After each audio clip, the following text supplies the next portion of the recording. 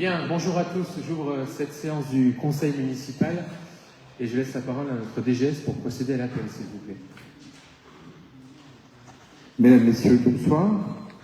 Monsieur Ludovic Pajot, Madame Sandrine Prudhomme, Monsieur Jean-Pierre Pruvot, Madame Émilie Baumard, Monsieur Fabrice Mazel, Madame Lisiane Berroyer, Monsieur Bruno Roussel, Madame Lydie Surel, Monsieur Robert Mille, absent, Madame Laurie Tourbier-Ouzio, Monsieur Henri Lazarec a donné pouvoir à Madame Marie-Thérèse Vandenbuch, Madame Marie-Thérèse Vandenbuch, Monsieur Jean-Marie Legru, Madame Chantal Frémaux, Monsieur Thierry Frappé, Madame Chantal Godel-Carouge, Monsieur Éric Machrovitch, Monsieur Arnaud Gamot, Madame Peggy Lazarec, Madame Maggie Van Bellingen, Monsieur Jérémy Desgréaux a donné pouvoir à Monsieur Fabrice Mazel, Madame Élodie Le Cabegin, absent, Madame Caroline Biganski, Monsieur Thibault Mayol, Monsieur Philippe Boyaval, Madame Sabrina Robaille, Monsieur Francis Parenti, Monsieur Philippe Prudhomme, absent. Monsieur Patrick Tourtois est excusé. Madame Marlène Zingero-Rotard, absent. Madame Sabine Kovalchik, absent. Madame Anne Budinec, également. Madame Chloé Houillet, absent. Monsieur Arnaud Vandérag. Monsieur Guy Gilbert est excusé. Quorum est atteint. Bien, merci beaucoup. Tout d'abord, désignation du secrétaire de séance. Donc, conformément aux dispositions de l'article L. 2121-15 du Code général des collectivités territoriales, le Conseil municipal est invité à nommer un de ses membres pour remplir les fonctions de secrétaire de séance. Le Conseil municipal peut ne pas procéder au scrutin secret lorsqu'il y a l'unanimité. Il n'y a pas d'opposition à ce que nous ne procédions pas au scrutin secret? Non? Je vous propose que la fonction de secrétaire de séance soit assurée par ordre croissant d'âge. L'élu la plus jeune qui suit sur la liste après Madame Tourbier, qui était secrétaire de séance au dernier conseil municipal, est Madame Caroline Biganski. Il n'y a pas d'opposition à ce que Madame Caroline Biganski assure le secrétariat de séance? Non? Pas d'opposition, pas d'abstention. Donc Madame Caroline Biganski est désignée secrétaire de séance. Je vous remercie. Compte rendu des décisions prises par le maire. Est-ce qu'il y a des questions sur ces décisions? Je n'en vois pas. Je vous remercie. Délibération suivante. Suite à la démission en date du 27 janvier 2024 de M. Julien Escalbert, conseiller municipal, il est nécessaire de procéder à son remplacement. Conformément à l'article L. 2121-4 du Code général des collectivités territoriales, cette démission est définitive et M. le Préfet en a été informé. Conformément à l'article 270 du Code électoral, M. Francis Parenti, candidat venant sur la liste immédiatement après le dernier élu, est appelé à remplacer M. Julien Escalbert, conseiller municipal élu sur la liste Un Nouvel Élan pour Bruy-la-Bussière, dont le siège est devenu vacant. Le nouveau conseiller prenant rang à la suite du tableau. Il est donc procédé à l'installation de M. Francis Parenti, candidat venant sur la liste immédiatement. Et donc je souhaite la bienvenue à M. Francis Parenti qui nous rejoint au sein de ce conseil municipal. Donc par cette délibération, nous prenons acte de l'installation de M. Francis Parenti. Je vous remercie. Délibération suivante. Suite au retrait par arrêté du 15 février 2024 des délégations consenties à M. Robert Mille par arrêté du 7 juillet 2020 dans les domaines de la culture, du patrimoine architectural et historique, le Conseil municipal est informé des dispositions de l'article L. 2122-18 du Code général des collectivités territoriales qui précise que lorsque le maire a retiré les délégations qu'il avait données à un adjoint, le Conseil municipal doit se prononcer sur le maintien de celui-ci dans ses fonctions. Il est donc demandé au Conseil municipal de prendre acte du retrait des délégations à M. Robert Mille, adjoint au maire, et de se prononcer sur le maintien ou non de M. Robert Mille dans ses fonctions d'adjoint au maire. Les conditions habituelles de vote s'appliquent. Le vote est public, sauf si un quart des membres du Conseil municipal sollicite le vote à bulletin secret. Est-ce qu'il y a des oppositions à ce que nous procédions au scrutin public? Pas d'opposition? Je n'en vois pas. Je mets donc au vote cette délibération qui est pour le maintien de M. Robert Mille dans ses fonctions d'adjoint au maire. Un pour. Qui est contre le maintien de M. Robert Mille dans ses fonctions d'adjoint au maire. Je demande au service de compter.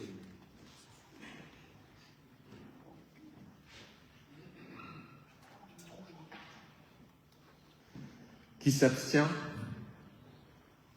Pas d'abstention. Je vous remercie. Donc, M. Robert Mille n'est plus adjoint au maire. Délibération suivante. Détermination du nombre d'adjoints au maire. Conformément aux articles L. 2122-1, L. 2122-2, L. 2122-2-1 et L. 2122-4 du Code général des collectivités territoriales, le Conseil municipal, par délibération du 5 juillet 2020, a créé 10 postes d'adjoints.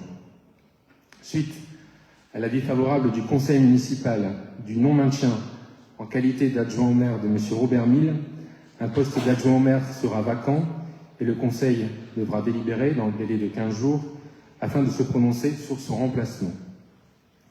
Conformément donc aux articles L. 2122-1, L. 2122-2, L. 2122-2-1 du Code général des collectivités territoriales, il est ainsi proposé au Conseil municipal de ne pas remplacer le poste d'adjoint devenu vacant et de fixer le nombre d'adjoints à 8. L'ordre du tableau du Conseil municipal sera modifié en conséquence.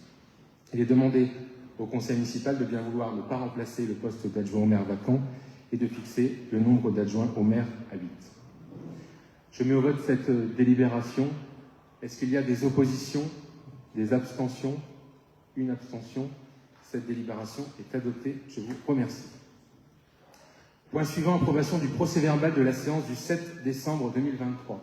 Est-ce qu'il y a des questions sur ce procès-verbal ou des remarques? Non, je peux mettre au vote. Pas d'opposition, pas d'abstention. Ce procès-verbal est donc adopté. Délibération suivante. Donc, par délibération en date du 11 juillet 2020 et par délibération en date du 10 octobre 2020, le Conseil municipal avait procédé à la désignation des représentants de la ville de Bourg-la-Bussière afin de siéger au sein du CIBLA. Donc, suite à la démission de M. Julien Escalbert, conseil municipal, il convient de procéder à son remplacement. Il n'y a pas d'opposition à ce que nous ne procédions pas au scrutin secret. Pas d'opposition.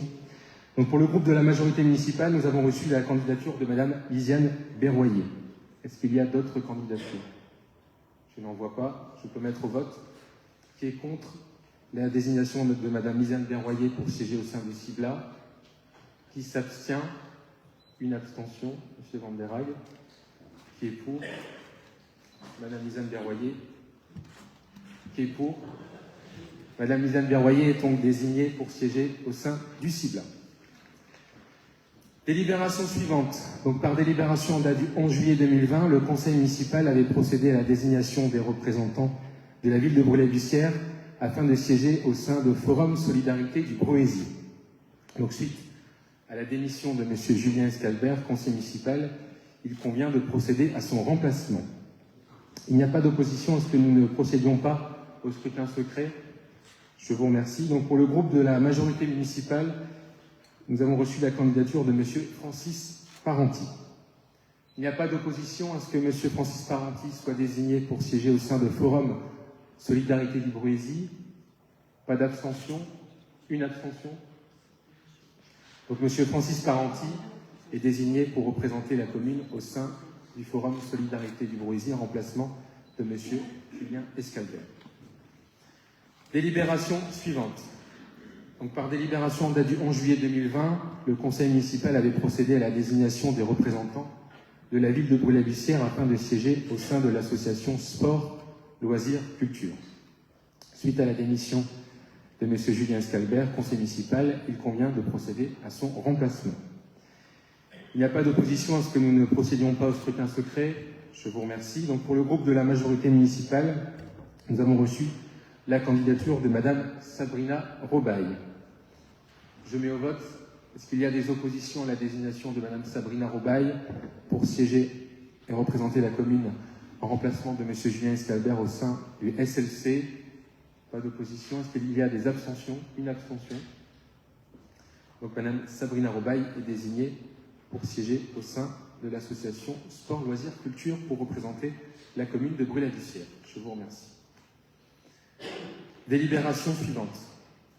Par délibération en date du 11 juillet 2020 et du 27 septembre 2023, le conseil municipal avait procédé à la désignation des représentants de la ville de Bruley-Bussière afin de siéger au sein du conseil d'administration du cinéma Les Étoiles. Il convient de désigner donc 6 représentants pour le collège des élus pour siéger au sein du conseil d'administration du cinéma Les Étoiles. L'article R 2221-5 du CGCT dispose que les membres du conseil d'administration sont désignés par le conseil municipal sur proposition du maire. Il n'y a pas d'opposition à ce que nous procédions au scrutin secret. Pour remplacer donc Robert Mille au sein du conseil d'administration du cinéma Les Étoiles, il est proposé pour le groupe de la majorité la candidature de Mme Lydie Surel. Est-ce qu'il y a des oppositions à la candidature de Mme Lydie Surel pour représenter la commune de Bruley-Bussière au conseil d'administration du cinéma Les Étoiles? Est-ce qu'il y a des abstentions? Une abstention. Donc Mme Lydie Surel est donc désignée pour siéger au sein du conseil d'administration du cinéma Les Étoiles. Ensuite, deuxième désignation, Thibaut Mayol. Est-ce qu'il y a des oppositions à la désignation de Thibaut Mayol pour siéger au sein du conseil d'administration du cinéma Les Étoiles? Est-ce qu'il y a des abstentions? Donc M. Thibaut Mayol est membre du conseil d'administration du cinéma Les Étoiles après le vote de cette délibération. Ensuite, nous devons revoter pour chaque membre du conseil d'administration. Troisième élu qui siège au sein donc, de ce conseil d'administration, moi-même, Ludovic Pajot. Est-ce qu'il y a des oppositions à ma désignation au sein de ce conseil d'administration? Des abstentions? Une abstention. Je vous remercie. Quatrième désignation, M. Bruno Roussel. Est-ce qu'il y a des oppositions à sa désignation au sein du conseil d'administration du cinéma Les Étoiles? Est-ce qu'il y a des abstentions? Une abstention. Je vous remercie. Cinquième désignation, M. Éric Machrovitch. Est-ce qu'il y a des oppositions à sa désignation au sein du conseil d'administration du cinéma Les Étoiles? Des abstentions? Une abstention. Donc M. Éric Machrovitch est donc désigné pour siéger au sein du conseil d'administration. Dernière désignation, Mme Lisanne Berroyer, qui est candidate pour siéger au conseil d'administration du cinéma Les Étoiles. Est-ce qu'il y a des oppositions, des abstentions à sa désignation pour siéger au sein du... Donc une abstention de M. Van der Hague. Très bien. Donc, je récapitule. Ont été désignés donc, pour siéger au sein du conseil d'administration du cinéma Les Étoiles, Mme Lydie Surel, M. Thibaut Mayol, M. Ludovic Pajot, M. Bruno Roussel, M. Éric Machrovitch et et Madame Lisiane Berroyer. Très bien, je vous remercie. Ensuite, modification de la représentation de la commune au sein du conseil d'administration de l'établissement public de coopération culturelle Cité des électriciens. Par délibération en date du 11 juillet 2020, le conseil municipal avait procédé à la désignation des représentants de la ville de Bruy-la-Bussière afin de siéger au sein du conseil d'administration de l'établissement public de coopération culturelle Cité des électriciens. Conformément à l'article 2.1 des statuts de l'EPCC, il appartient au conseil municipal de désigner le représentant de la ville de Bruy-la-Bussière ainsi que la personne qualifiée appelée à siéger au sein du conseil d'administration de l'EPCC, sachant que le maire ou son représentant est membre de droit. Donc il est proposé avec cette délibération de remplacer M. Robert Mille au sein de cet établissement public de coopération culturelle qu'est la Cité des électriciens. Est-ce que l'on peut ne pas procéder au scrutin secret pour cette désignation? Je vous remercie. Donc il est proposé pour le groupe de la majorité municipale la candidature de Mme Émilie Baumard. Est-ce qu'il y a d'autres candidatures? Je n'en vois pas. Donc qui est contre la désignation de Mme Émilie Baumard pour siéger au sein de l'EPCC Cité des électriciens? Qui s'abstient? Donc Mme Émilie Baumard est désignée pour siéger au sein de l'établissement public de coopération culturelle Cité des électriciens en remplacement de M. Robert Mille. Délibération suivante, Sandrine Prudhomme. Merci Monsieur le maire. Bonsoir à toutes et à tous. Donc, il est proposé le lancement de l'enquête publique de déclassement d'un terrain à usage de voirie, de trottoir et d'espace vert préalable avant cession et d'une superficie de 769 m². Il est situé rue de la Libération dont la commune est propriétaire. Et en date du 21 décembre 2023, le groupe Aldi a fait connaître son intérêt pour mener un projet de reconstruction de son magasin Art Discount implanté 751 rue de la Libération à Bruy-la-Bussière. Et la perspective du projet de reconstruction nécessite toutefois l'acquisition des immeubles bâtis et non bâtis appartenant à des propriétaires privés dont les négociations sont actuellement en cours par le groupe Aldi, auquel s'ajoute la parcelle issue du domaine public communal. Ces parcelles sont limitrophes au magasin actuel et constituent l'emprise foncière nécessaire au projet. Il revient donc au conseil municipal de se prononcer sur les modalités suivantes, à savoir l'approbation du principe de déclassement du terrain cadastré 482 AB 740 préalablement à son aliénation et à la décision de lancement de l'enquête publique nécessaire au déclassement du bien aux frais de la commune. Les dates et modalités de l'enquête publique ainsi que les coordonnées du commissaire enquêteur seront précisées par arrêté du maire. Le déclassement sera prononcé par délibération du conseil municipal à l'issue de l'enquête publique et la désaffectation sera conjointement prononcée par la délibération du conseil municipal. Je vous remercie. Très bien. Est-ce qu'il y a des questions sur cette délibération? Je peux mettre au vote. Est-ce qu'il y a des oppositions? Des abstentions? C'est adopté, je vous remercie. Délibération suivante, Sandrine Prudhomme. Il s'agit du déclassement du domaine public communal des terrains situés à la ZAL du numéro 3.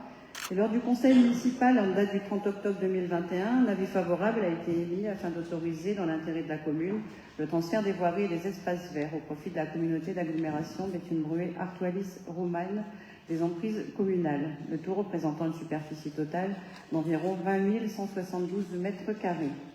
Après division, les nouvelles parcelles cadastrées BC 393, 395, 396, 398, 399 et 400 ne font pas l'objet du transfert auprès de la Cabalère et qu'il y a lieu de les incorporer dans le domaine privé de la commune. Cette incorporation dans le domaine privé communal permet notamment, en cas de demande, de faire l'objet d'une aliénation. La procédure de déclassement du domaine public entraîne la nécessité de procéder à la désaffectation des biens mentionnés. Et la présente délibération sera transmise au centre des impôts de Béthune. Merci. Merci. Est-ce qu'il y a des questions sur cette délibération? Je peux mettre au vote. Pas d'opposition, pas d'abstention. C'est adopté, je vous remercie. Ensuite, Sandrine Prudhomme. La délibération porte sur la désaffectation et le déclassement du domaine public communal d'un ensemble immobilier situé au 126 et 518 rue de la République, dont la commune de Bruy-la-Bussière est propriétaire, et le tout représentant une superficie totale de 1791 m². Celui-ci a abrité l'ancien commissariat de police, puis un centre de formation dénommé Épistème. Ce bien, à l'état d'abandon depuis quelques années, est par ailleurs proposé à la vente. La procédure de déclassement du domaine public entraîne la nécessité de procéder à la désaffectation de l'ensemble immobilier et cette incorporation du bien dans le domaine privé communal permet notamment, en cas de demande, de faire l'objet d'une aliénation. Il est précisé que la présente délibération sera transmise au Centre des impôts de Béthune. Je vous remercie. Merci. Il y a des oppositions, des abstentions? C'est adopté, je vous remercie. Ensuite, Sandrine Prudhomme. Il est proposé la désaffectation et le déclassement du domaine public communal d'un ensemble immobilier vacant situé au 779 rue Augustin Caron, dont la commune est propriétaire, le tout représentant une superficie totale de 1144 mètres carrés. La SCI du Stade Parc, implantée 232 rue Roger Salengro à Boué-la-Lucière, a fait connaître son souhait de procéder à l'acquisition du bien afin de pouvoir étendre ses activités professionnelles. La procédure de déclassement du domaine public entraîne la nécessité de procéder à la désaffectation de l'ensemble immobilier et l'incorporation du bien dans le domaine privé communal permet notamment de faire l'objet d'une aliénation. Il est précisé que la présente délibération sera transmise au Centre des impôts de Béthune. Merci. Pas d'opposition, pas d'abstention. C'est adopté, je vous remercie. Ensuite, Sandrine Prudhomme. Cela concerne la cession de délaissés de terrain auprès de la SA d'HLM du Grand Hénaud, située rue de Cannes, dans la commune de Boué-la-Lucière, est propriétaire. La SA d'HLM, dont le siège social est situé à Valenciennes, est propriétaire de 2 ensembles immobiliers limitrophes à la parcelle cadastrée 178 AL 1272. Et en date du 21 juillet 2023, la dite société a fait connaître son souhait de procéder à cette acquisition. La division de la parcelle telle qu'elle est indiquée dans la note de synthèse, la commune pourrait procéder à la cession des terrains cadastrés AL 1514, 1516, 1517, 1518, 1519, 1520 et 1521, le tout représentant une superficie totale de 151 mètres carrés et ce moyennant le prix de 16 € net vendeur. Par ailleurs, lors du conseil municipal du 27 septembre 2023, il a été constaté la désaffectation des biens mentionnés et autorisé le déclassement des parcelles, objet de la présente vente. La signature de la promesse de vente et de l'acte authentique pourrait être confiée à l'étude de Maître Bernard Olivier, notaire à Pernes, conseil de l'acquéreur. Il revient au conseil municipal de se prononcer sur les conditions de la transaction et sur le choix du notaire. Merci. Très bien, merci beaucoup. Est-ce qu'il y a des oppositions, des abstentions? C'est adopté, je vous remercie. Délibération suivante, Sandrine Prudhomme. Il s'agit d'une demande d'approbation sur la cession d'un immeuble par la SA d'HLM Maison et Cité, propriétaire d'un logement social vacant situé au 49 rue de Bretagne à Boué-la-Lucière, d'une superficie de 282 mètres carrés, et celui-ci est de typologie T1 et représente une surface habitable de 58,19 mètres carrés. Pour faire suite au plan de vente présenté par la SA d'HLM, un avis favorable a été émis le 2 août 2021 concernant la cession des habitations situées rue de Bretagne. Il revient à la commune d'implantation des biens d'approuver la mise en vente d'un immeuble vacant à toute personne physique ou morale. Merci. Très bien. Est-ce qu'il y a des oppositions, des abstentions? C'est adopté, je vous remercie. Ensuite, Sandrine Prudhomme. Cela concerne la demande d'approbation sur la cession d'un immeuble par la SA d'HLM Maison et Cité, propriétaire d'un logement social vacant situé 120 rue d'Asbrook à Boué-la-Lucière, d'une superficie d'environ 318 mètres carrés. Celui-ci est de typologie T3 et représente une surface habitable de 57,34 mètres carrés. Il revient à la commune d'implantation des biens d'approuver la mise en vente d'un immeuble vacant à toute personne physique ou morale. Merci. Merci beaucoup. Pas d'opposition, pas d'abstention, c'est adopté, je vous remercie. Délibération suivante, Sandrine Prudhomme. Il est proposé la cession d'un terrain d'une superficie de 108 mètres carrés au profit de monsieur et madame Jacques Langlais, domiciliés 22 rue des Sols à Boué-la-Lucière, dans le cadre de l'extension de leur propriété. Lors du conseil municipal du 14 mars 2023, il a été constaté la désaffectation du bien et autorisé le déclassement de celui-ci. Une enquête publique de déclassement du domaine public s'est déroulée préalablement et le terrain énoncé a donc fait l'objet d'une incorporation dans le domaine privé communal. La commune pourrait procéder à la cession de la parcelle 482 AH 451 et ce moyennant le prix de 21,25 € hors taxe le mètre carré net vendeur. Il est précisé que le terrain ne pourrait être disposé à d'autres fins qu'à un usage de jardin. La signature de la promesse de vente et de l'acte authentique pourrait être confiée à l'étude de Maître Richard Bulot, notaire à Auchel, conseil de l'acquéreur. Il revient au conseil municipal de se prononcer sur les conditions de la transaction énoncées et sur le choix du notaire. Je vous remercie. Merci. Pas d'opposition, pas d'abstention. C'est adopté. Je vous remercie. Délibération suivante. Cela concerne également la cession d'un terrain d'une superficie de 107 mètres carrés au profit de Madame Cathy Skiba-Matuzac, domiciliée 34 rue des Sols à Bruay-la-Bussière dans le cadre de l'extension de sa propriété. Et lors du conseil municipal du 14 mars 2023, il a été constaté la désaffectation du bien et autorisé le déclassement de celui-ci. Et le terrain a donc fait l'objet d'une incorporation dans le domaine privé communal. La commune pourrait procéder à la cession de la parcelle, et ce, moyennant le prix de 21,25 € hors taxe le mètre carré net vendeur. Précisons ici étant fait que le terrain ne pourrait être disposé à d'autres fins qu'à usage de jardin. La signature de la promesse de vente et de l'acte authentique pourrait être confiée à l'étude de Maître Richard Bulot, notaire à Auchel, conseil de l'acquéreur. Il revient au conseil municipal de se prononcer sur les conditions de la transaction et sur le choix du notaire. Je vous remercie. Merci beaucoup. Pas d'opposition, pas d'abstention. C'est adopté. Je vous remercie. Délibération suivante. Jean-Pierre Prévost. Merci, Monsieur le maire. Bonsoir à toutes et à tous. Cette question concerne une dénomination d'une nouvelle voirie. Depuis 1991, la ville de Kédougou au Sénégal et la ville de Bruay-la-Bussière sont jumelées, dans le but de favoriser des relations et des échanges culturels, sportifs et économiques plus étroits. La municipalité de Bruay-la-Bussière a souhaité renouer les liens avec l'équipe municipale de Kédougou et a pu discuter avec son nouveau maire, M. Ousmane Silla, qui est en fonction depuis 2022. À la suite de cette conversation, une invitation a été lancée pour rencontrer M. Silla et son équipe. Et une visite fut organisée du 9 au 18 mai 2023.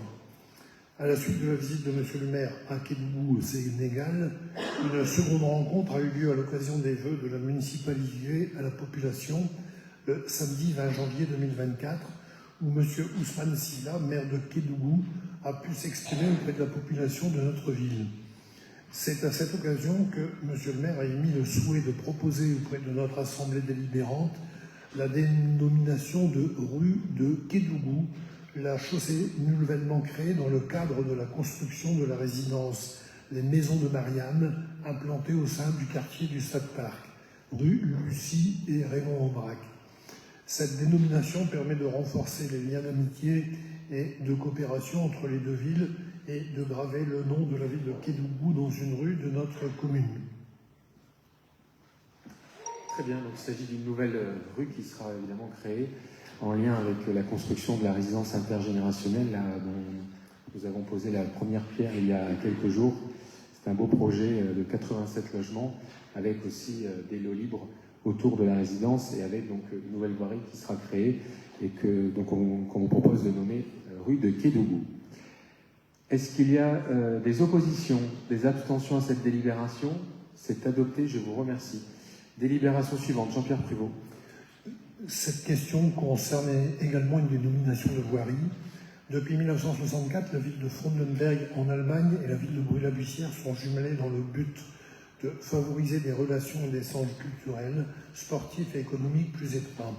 La municipalité de Bruay-la-Bussière a souhaité renouer les liens avec l'équipe municipale de Frondenberg et a de ce fait invité Madame Sabina Müller, maire de Frondenberg, afin de relancer le partenariat entre les deux villes dans le cadre d'une visite officielle ayant lieu en septembre 2021. Depuis, les villes jumelées de Frondenberg et de Bruay-la-Bussière entretiennent mutuellement cette coopération, notamment dans le domaine du sport où des échanges s'opèrent avec les associations sportives des deux communes. Dans le cadre du 60e anniversaire de ce jumelage, M. le maire a émis le souhait de renommer place de Frondenberg la nouvelle place créée dans le cadre des travaux de renouvellement du centre-ville face au lycée Carnot. L'inauguration de la dite place sera d'ailleurs prévue en présence d'une délégation de Frondenberg le dimanche 24 mars 2024. Très bien, merci beaucoup. Donc sachez qu'il y a une place Bruay-la-Bussière à Frondenberg. Et je sais que voilà, les habitants de Frondenberg ont Bruay-la-Bussière dans leur cœur. Et donc il était important pour ce 60e anniversaire de ce jumelage de dénommer une place de Frauenberg pour marquer ce lien qui est important entre nos deux villes. Pas d'opposition, pas d'abstention, c'est adopté, je vous remercie. Délibération suivante, je laisse la parole à Sandrine Prudhomme pour le rapport sur l'égalité femmes-hommes. Donc il vous est proposé dans cette délibération le rapport sur l'égalité hommes-femmes, qui est un document réglementaire qui s'impose aux communes et EPCI de plus de 20 000 habitants. Et on retrouve tout d'abord la répartition des effectifs permanents. En 2023, nous pouvons compter 204 femmes, soit 55% des effectifs, et 163 hommes, soit 45% au sein de la commune. Quant à la répartition des femmes et des hommes par catégorie d'emploi et par filière, nous pouvons remarquer que les femmes sont majoritairement représentées au sein de la collectivité, notamment en catégorie C, en raison des filières sociales et médico-sociales en 100% féminisées, ainsi que la filière administrative, où les postes sont occupés par 79% des femmes. Il vous est présenté ici la répartition par cadre d'emploi, et au vu des données, il ressort que les cadres d'emploi les plus féminisés sont les agentes territoriales spécialisées des écoles maternelles, qui représentent 100%, les adjointes administratives territoriales pour 87%, et les rédactrices territoriales pour 69%. A contrario, les cadres d'emploi les plus masculinisés sont les agents de maîtrise territoriaux, 96%, les agents de police municipale, 85%, et les techniciens territoriaux, pour 82%. Certains cadres d'emploi, tels que puériculture, cadre de santé, opérateurs des APS, ingénieurs, chefs de service de police municipale, assistants d'enseignement artistique et assistants de conservation du patrimoine, ne sont pas représentatifs, étant donné qu'ils ne sont représentés que par un agent. À la lecture de ces éléments, il apparaît nécessaire de mettre en place une politique de gestion des ressources humaines qui favorise la mixité, notamment avec le recrutement et la formation. Et enfin, la répartition femmes-hommes en fonction du temps de travail. Et la majeure partie des agents de la collectivité travaillent à temps complet. Les données ci-dessus montrent que la majeure partie des agents de la collectivité travaillent à temps complet. Le temps non complet, quant à lui, est uniquement occupé par des femmes. Le temps partiel, au 31 décembre 2023, était accordé de droit à une agent de catégorie C et le temps partiel sur demande à 11 femmes, 10 de catégorie C et une de catégorie B, et 2 hommes, 1 de catégorie C et 1 de catégorie B. Je vous remercie. Merci. Est-ce qu'il y a des interventions sur ce rapport sur l'égalité hommes-femmes? Oui, monsieur Van Der Rijt. On est bien d'accord, c'est 55% des emplois occupés par les femmes, avec uniquement 37,5% des emplois de catégorie A, ça me semble quand même assez faible. Les femmes sont vraiment... Enfin, en pourcentage, mais enfin, ça représente un faible nombre d'agents au niveau des catégories A. Oui, très faible. Oui, très faible. C'est très marginal. Par rapport au volume total d'agents. Oui, tout à fait. Enfin, 55, dans la totalité, 55% des femmes et 45% d'hommes, effectivement, et on ne retrouve plus que 37,5% de femmes sur les emplois de catégorie. Ça me semble vraiment très faible. Il faudrait veiller quand même à l'avenir, effectivement, à ce que les emplois de catégorie A puissent être privilégiés pour les femmes. Parce que sinon, on ne va jamais faire évoluer cette... Enfin, par rapport à d'autres collectivités, on est quand même bien... Justement, c'est la question que je me posais, savoir effectivement où ont été les autres collectivités. On est bien positionné par rapport à d'autres collectivités, à ce niveau-là. Pas d'autres interventions? Donc, nous prenons acte de la présentation, nous pouvons prendre acte de la présentation de ce rapport sur la situation en matière d'égalité entre les femmes et les hommes. Je vous remercie. Délibération suivante, rapport d'orientation budgétaire. Sandrine Prudhomme. Oui, donc le rapport d'orientation budgétaire est une première étape du cycle budgétaire annuel avant l'examen du budget et il précise l'évolution de la situation financière de notre ville. Il s'agit dans cette première partie d'une photographie de la situation économique en France et a des conséquences sur la situation des collectivités locales. Comme indiqué dans le document, nous pouvons constater l'impact non négligeable de la hausse des denrées et matières premières, des difficultés liées à des situations de crise en plusieurs parties du globe, de la hausse du coût des emprunts et de la montée des taux d'intérêt. L'addition de ces différents phénomènes rend difficile l'exercice d'une prospective financière absolument certaine. Ce climat d'incertitude rejaillit forcément sur le contexte national de l'économie et sur la situation des collectivités comme la nôtre. En témoignent aussi les périodes de forte inflation qui nous ont tous impactés. Nous relevons ici des indicateurs laissant entendre cependant un recul de l'inflation pour 2024. Un simple chiffre pour éclairer le propos. Cette semaine, la prévision de croissance fixée à 1,4%, comme indiqué sur le document au moment où il a été rédigé, était revue ces jours-ci à la baisse avec seulement 1% pour 2024. Nous concluons cette présentation en expliquant les difficultés économiques pour les communes, puisque même la Cour des comptes alerte sur la dégradation attendue des comptes des collectivités territoriales en 2023 par rapport à 2022. Plusieurs raisons sont mises en avant, des recettes fiscales, en particulier de TVA et de droits de mutation plus faibles qu'espérés, un coût de l'énergie encore élevé et des dépenses incompressibles comme l'achat de biens et la rémunération des agents. Les dépenses de personnel devraient elles aussi progresser en 2024 du fait des mesures décidées au plan national et ainsi, après plusieurs mesures équivalentes en 2023, tous les agents de la fonction publique se verront attribuer 5 points d'indice supplémentaires au 1er janvier 2024 et le taux de la cotisation pour la Caisse nationale de retraite des agents des collectivités locales sera réévalué d'1 point. En additionnant des phénomènes comme des dépenses en hausse et des recettes peu dynamiques, la capacité d'autofinancement des collectivités sera selon toute vraisemblance à nouveau mise à mal en 2024.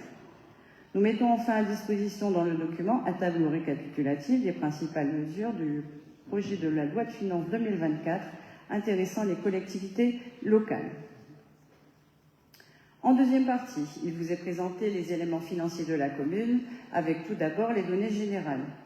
Les dépenses réelles de fonctionnement représentent 1 310 € par habitant et elles sont en diminution par rapport à 2022 et se rapprochent du chiffre de la strate pour les communes de 20 000 à 50 000 habitants. Les dépenses de fonctionnement 2023 présentent une baisse de plus d'1 million d'euros par rapport à 2022, soit une diminution de 3,40%. Les produits des impositions directes s'élèvent à 553 € par habitant, contre 719 € pour la moyenne nationale de la strate. Il est à noter que la part des dépenses de personnel sur les dépenses réelles de fonctionnement reste inférieure à la strate, 52,66% contre 61,60%. La marge d'autofinancement direct correspond à la capacité de la collectivité à financer l'investissement, et ce ratio est en légère diminution et se rapproche des chiffres de la strate. Pour rappel, plus ce coefficient est faible, plus la capacité à financer l'investissement est élevée. On retrouve ensuite les recettes de fonctionnement 2023 avoisinant les 34 795 000 € et elles sont en diminution de 0,89% par rapport à 2022. Il est à noter une baisse du chapitre 74, dotation et subventions, de 5,27%, soit 709 000 €. Le produit fiscal et la dotation globale de fonctionnement représentent une part significative des recettes réelles de fonctionnement de 71%. Elle compose une recette réelle de 24 513 000 € contre 23 872 000 € en 2022. Cette dernière est en augmentation de 2,69%. La dotation globale de fonctionnement avoisine les 12 092 000 € et présente une augmentation de 1,77% par rapport à 2022. Cette hausse est essentiellement due à l'augmentation de la dotation de solidarité urbaine de 2,69% par rapport à 2022. Les recettes de la Cabalère constituent 15% des recettes réelles de fonctionnement et le montant cumulé du FPIC et de la DSC sont en diminution de plus de 3% par rapport à 2022. Les produits divers diminuent de 900 000 € avec notamment la diminution des recettes perçues au titre du FCTVA, soit moins 357 000 €. Et pour rappel, l'exercice 2021 comptabilisait beaucoup plus de travaux sur bâtiments publics que 2022, suite à la réhabilitation de l'hôtel de ville. Le non-versement d'une recette du département au titre de déclassement des voiries pour 240 000 € et enfin la non-comptabilisation du filet de sécurité de 121 000 €. Ce tableau reprend la variation des impositions de 2019 à 2023 et concernant la fiscalité, depuis 2021, le taux communal de la taxe foncière bâtie est égal à l'addition du taux communal de la taxe foncière bâtie et du taux départemental, soit un taux global de 61,16%. Ce basculement reste sans incidence pour les contribuables. Le montant du produit fiscal représente quant à lui 38% des recettes réelles de fonctionnement et avoisine les 12 421 000 € contre 11 990 000 € en 2022, soit une augmentation de 3,6%. Pour rappel, le produit fiscal doit son dynamisme à la revalorisation des bases définies par l'État dans le cadre de la loi de finances 2023. Les dépenses réelles de fonctionnement avoisinent les 29 430 000 euros et elles sont en diminution de 3,40% par rapport à 2022. Les charges de personnel représentent 53% des dépenses réelles de fonctionnement. Il est à noter un effort de maîtrise de la masse salariale avec une légère diminution de 0,21% des charges en personnel, soit moins 34 000 euros, malgré d'une part la reprise du personnel Sivom suite au retrait de la commune du syndicat en 2023 et d'autre part la hausse du point d'indice au 1er juillet 2023, à savoir que l'augmentation du point d'indice au 1er juillet 2023 représente 110 000 euros et l'arrivée du personnel Sivom au 1er avril 2023 représente 719 000 euros. Les charges à caractère général pèsent à hauteur de plus de 29% et avoisinent les 8 628 000 euros. Elle diminue de 1,72% par rapport à 2022 et pour rappel, l'exercice 2022 comptabilisait plus de 1 235 000 euros au titre des dépenses liées à la reconstruction de l'hôtel de ville. Or, prise en compte de celle-ci, les charges à caractère général seraient en augmentation de plus de 1 084 000 euros, soit 14,36%, avec notamment l'augmentation des dépenses liées au fluide, plus 290 000 euros, à l'achat de petites fournitures et d'équipements pour plus de 107 000 euros, à la mise en place des prestations suite au retrait de la commune du Sivom du Boésie, plus 517 000 euros, et à l'entretien et la réparation sur les bâtiments, plus 105 000 euros. Les charges financières essentiellement liées aux intérêts d'emprunt représentent 3%, et le remboursement des intérêts d'emprunt de l'exercice représente 2,17% et sont en baisse de 10,91%. Les charges diverses représentent 4 500 000 euros de dépenses réelles de fonctionnement, soit 15%. Elles sont en baisse par rapport à 2022 de plus de 1 10 000 euros, soit 18,31%. En effet, les charges versées au Sivom du Boésie représentent 361 000 euros contre 1 328 000 euros en 2022. On retrouve ensuite l'évolution de l'épargne en comparaison de 2019 à 2023. Et en 2023, l'épargne brute avoisine les 5 050 000 euros et elle est en augmentation par rapport à 2022 de 424 000 euros, soit une hausse de 9,16%. Cette hausse est marquée par une baisse des dépenses de gestion de 1 413 000 euros, soit moins 4,78%, plus importante que la baisse des recettes de gestion de 324 000 euros, soit moins 0,97%. Le remboursement du capital 2023 est en baisse par rapport à 2022. Il passe de 3 853 000 euros à 3 745 000 euros, ce qui implique une augmentation de l'épargne nette de plus de 530 000 euros. Les principaux investissements 2023 s'élèvent à 12 318 121 euros.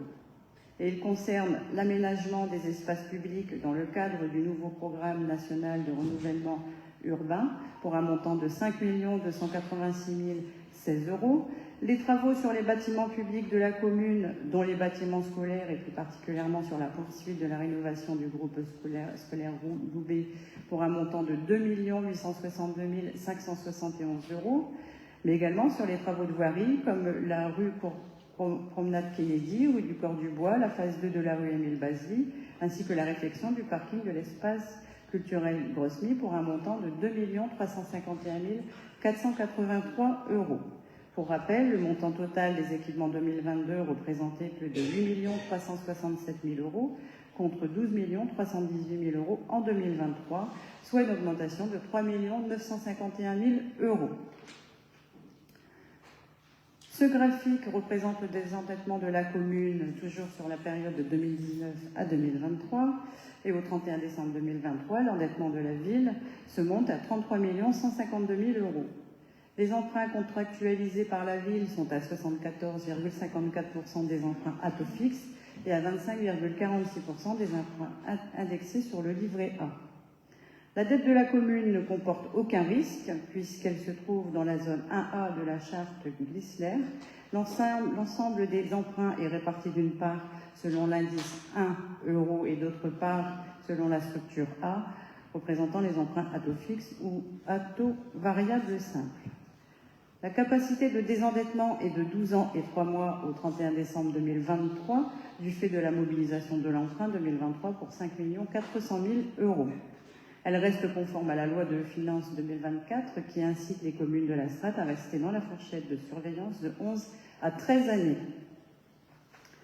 En ce qui concerne les orientations budgétaires 2024, il vous est présenté ici sur ce graphique les prospectives des recettes de fonctionnement, toujours en comparaison de 2019 à 2024, et les recettes de fonctionnement sont estimées à 34 064 000 euros. Hors produit fiscal et DGF, elle présente une diminution de 513 000 euros par rapport au BP 2023. Les autres recettes reprennent les produits des services, les atténuations de charges et les produits exceptionnels, ainsi que les produits de fiscalité indirecte, tels que la taxe sur l'électricité, la taxe locale sur les publicités extérieures et la taxe additionnelle. À noter la participation d'organismes extérieurs, dont la CAF, dans le cadre du financement de l'accueil collectif des mineurs. Ce tableau reprend la variation de la dotation globale de fonctionnement. Et en 2024, la dotation globale de fonctionnement est proposée à 12 371 000 euros, soit une augmentation de 2,30% par rapport à 2023. Elle doit son augmentation à la hausse de la dotation de solidarité urbaine et la dotation nationale de péréquation. Ce tableau représente la variation des recettes de la Cabalère et l'attribution de compensation est la seule recette de la Cabalère connue à ce jour. Elle reste identique à 2023. Le FPIC et la DSC restent des prévisions. On retrouve ici les différents taux d'imposition comparés de 2019 à 2024 et on note que le taux de taxe foncière sur le bâti et celui de la taxe foncière sur le non-bâti resteront inchangés sur 2024. L'accroissement du produit fiscal 2024 prend en compte l'augmentation provisionnelle de 3,9% des bases prévisionnelles décidées par l'État. Le produit fiscal reste une prévision et l'état fiscal 1259 ne sera connu que courant mars 2024. Voici les orientations des dépenses de fonctionnement de 2019 à 2024. Les dépenses de fonctionnement 2024 sont estimées à 30 632 000 euros, soit une augmentation de 757 000 euros par rapport au BP 2023. Les charges en personnel font l'objet d'un effort de maîtrise qui se poursuit en 2024. Elles augmentent de 257 000 euros entre le BP 2024 et le BP 2023, soit une hausse de 1,63%. Les prévisions 2024 comprennent la création du service jeunesse avec la mise en place de l'accueil collectif de mineurs, soit 350 000 euros, la prise en compte de l'arrivée du personnel sur une année totale, soit un coût supplémentaire de 235 000 euros par rapport au coût 2023. Et pour rappel, ce personnel avait intégré les effectifs de la commune au 1er avril 2023. La revalorisation de 5 points d'indice pour l'ensemble du personnel, soit plus 170 000 euros. Dans le cadre de cette estimation, les charges à caractère général 2024 sont estimées à 10 097 000 euros contre 9 100 000, soit une augmentation de plus de 10,96%. Cette hausse tient notamment compte des charges liées aux ACM, soit plus 211 000 euros, de l'augmentation des charges du service juridique, soit plus 328 000 euros, et de la hausse de l'assurance du personnel et du coût des frais liés à la formation, soit plus 131 000 euros, et de l'augmentation des prestations éclairage public et espace vert. Sur 2024, celles-ci sont prévues sur une année pleine, ce qui explique la hausse de 213 000 euros. Les charges diverses reprises au chapitre 65 sont proposées en diminution par rapport à 2023. À noter que la subvention d'équilibre versée au CCAS de Boué-la-Bussière est en augmentation de 249 000 euros en raison de charges supplémentaires dues à la hausse du point d'indice, au transfert du service logement de la ville au CCAS, ainsi que la création du service insertion et du relais petite enfance suite à la sortie du SIVOM du Bouésie. Les charges financières seront envisagées en fonction du profil d'extinction de la dette. Le programme d'investissement réalisé en 2023 a mobilisé un emprunt de 5,4 millions d'euros, ce qui explique l'augmentation du remboursement des intérêts. En ce qui concerne les dépenses de la ville aux structures intercommunales, avec la reprise des compétences SIVOM en 2024, la ville génère une économie de 326 000 euros. Et conformément à la convention signée avec le SIVOM, la ville s'acquitte de la dette due jusqu'à extinction de celle-ci, soit 35 000 euros sur 2024. La subvention versée au cibleur reste quant à elle non connue à ce jour. La perspective des principaux investissements. Il est prévu sur 2024 les travaux dans les bâtiments pour un montant de 3 523 000 euros, la poursuite des travaux au titre de l'aménagement urbain du centre-ville pour un montant de 5 253 000 euros, les investissements pour le besoin des services pour un montant de 698 000 euros, les travaux de voirie pour un montant de 2 410 000 euros, les études de l'engagement pour le renouveau du bassin minier pour un montant de 100 000 euros et les investissements fonciers pour un montant de 562 000 euros. La volonté est de maintenir un haut niveau d'investissement pour intensifier la mutation de la commune, conforter la qualité du cadre de vie des Louésiens et la Bucerois au quotidien, notamment avec le programme de voirie, l'entretien et la maintenance des équipements publics du quotidien et contribuer à la qualité de vie au travail des agents municipaux. En 2024, les crédits d'investissement seront principalement fléchés sur la poursuite des travaux au titre de l'aménagement urbain du centre-ville dans le cadre du nouveau programme national de renouvellement urbain, la fin du programme de réhabilitation du groupe scolaire Loubet, ainsi que la rénovation de l'école maternelle Brassens au titre des bâtiments scolaires, ainsi que la troisième phase de la rénovation de la rue Émile Basile, la réfection de la rue de la Montée à la Bussière et enfin la restauration du stade Patrice Berg.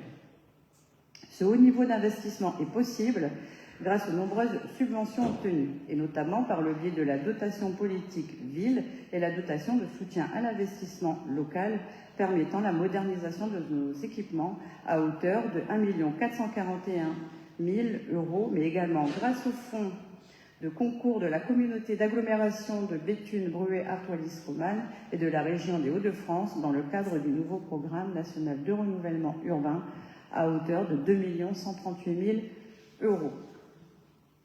Concernant l'évolution des dépenses d'équipement, nous pouvons remarquer l'augmentation significative des dépenses d'investissement de la municipalité, passant de 4,322 millions d'euros en 2019 à 12,547 millions d'euros en 2024. Cette montée en puissance reflète une décision stratégique prise dès 2021 par la municipalité de prioriser les investissements dans les infrastructures et les équipements publics. Tout comme en 2023, l'année en cours met en lumière une concentration soutenue sur les édifices publics, la rénovation des voiries, ainsi que sur l'aménagement des espaces publics qui est inscrit dans le cadre du nouveau programme national de renouvellement urbain. Ce plan d'action ambitieux reflète non seulement une vision à long terme pour l'évolution de la commune, mais marque aussi un investissement conséquent dans le bien-être et la qualité de vie de ses habitants. Ce graphique représente le désendettement de 2019 à 2024 et pour l'année 2024, le recours à l'emprunt de 3 millions d'euros sera nécessaire. Le montant du capital remboursé sur 2024 est de 3 507 000 euros contre 3 745 000 euros en 2023 et malgré le recours à un emprunt de 3 millions d'euros, le capital restant dû au 31 décembre 2024 sera diminué de 507 000 euros. Fin 2024, le capital de la dette à rembourser sera de 32,65 millions d'euros contre 33,15 millions d'euros fin 2023, soit une baisse de 1,89 million d'euros depuis le début de la mandature. En ce qui concerne la politique en ressources humaines, on retrouve l'évolution de la dépense de 2019 à 2023. Et la période 2019-2020 a connu une baisse notable des charges de personnel, expliquée par le transfert de plusieurs compétences et services vers la communauté d'agglomération, notamment avec le conservatoire de musique et de danse en 2019 et la difficile période de pandémie en 2020. Une hausse a été constatée à partir de 2021 et était largement expliquée structurellement, notamment par une hausse de la dépense liée à la mise en place d'un protocole sanitaire renforcé au niveau des écoles afin de garantir la sécurité des enfants, agents et enseignants, soit près de 195 000 euros, et par la démutualisation des services ressources avec le CIVOM du Bruaisis, qui a entraîné l'arrivée de nouveaux collaborateurs dans les catégories B et C, et notamment sur des postes à responsabilité. Depuis 2022, la maîtrise de la dépense a été favorisée par la mise en œuvre de la politique de gestion de la masse salariale, notamment à travers le non-remplacement systématique des départs à la retraite et également une rationalisation nécessaire de l'organisation des services. Cette tendance en légère hausse a été confirmée en 2022 avec la mise en place effective de la police municipale qui a atteint aujourd'hui son fonctionnement maximum, ainsi que par un renforcement de l'encadrement des services avec l'arrivée d'agents en catégorie 1. Cette volonté de maîtrise a été concrétisée par le résultat 2023, malgré des éléments de contexte d'importance, notamment avec l'augmentation de la valeur du point d'indice au 1er juillet 2023, représentant environ 109 000 € sur 6 mois, et l'intégration au 1er avril 2023 d'un effectif de 23 agents au sein des effectifs de la ville après le retrait auprès du CIVOM du Bouésie. Enfin, la prévision de dépenses des charges de personnel pour 2024 à hauteur de 16 090 000 € comprend d'une part une nouvelle hausse du point d'indice subie en janvier 2024 qui s'étalera sur une année totale, soit plus 171 000 €, et d'autre part la création à la même date d'un service jeunesse, soit 350 000 €. L'effectif permanent en équivalent temps plein est stable en 2023 sur la catégorie A, à l'inverse des autres catégories. Depuis 2022, il s'agit d'accompagner la volonté de renforcer l'encadrement et l'ingénierie au sein de la collectivité, ainsi que la rationalisation des effectifs opérationnels. Rappelons qu'en 2023, suite au retrait de la ville du CIVOM du Bouésie, une intégration de personnel a eu lieu, débouchant sur l'arrivée de nouveaux agents dans les catégories B et C. Il vous est représenté sur le graphique l'évolution de l'effectif permanent en équivalent agent. Et en 2023, on compte 8 agents de catégorie A, 38 de catégorie B, 321 de catégorie C, soit un total de 367 agents. La pyramide des âges qui vous est présentée est arrêtée à décembre 2023 et l'âge moyen des agents se situe à 49 ans. Et la forme hybride entre le champignon et l'as de pique laisse entendre la forte expérience d'un personnel ainsi que des préoccupations professionnelles liées aux questions de retraite. On peut ainsi se poser la question du transfert et passation de compétences. Une tranche peut faire exception, les agents masculins entre 40 et 44 ans. Les orientations 2024 en ressources humaines concerneront les points suivants. La poursuite d'une démarche GPEC avec une première étape d'analyse de l'existant et du recensement des ressources disponibles. L'objectif de stabilisation, de réorganisation des services, la réflexion sur une démarche compétente sur la valorisation de l'entretien annuel et la poursuite concertée de la possibilité de télétravail en lien avec une demande préfectorale. Je vous remercie. Je voudrais juste rajouter un petit mot et remercier les agents du service finance et les agents du service RH pour la préparation du ROM. Merci. Bien, merci beaucoup pour cette présentation détaillée de notre rapport d'orientation budgétaire. Est-ce qu'il y a des interventions? C'est M. Frappé qui a demandé la parole.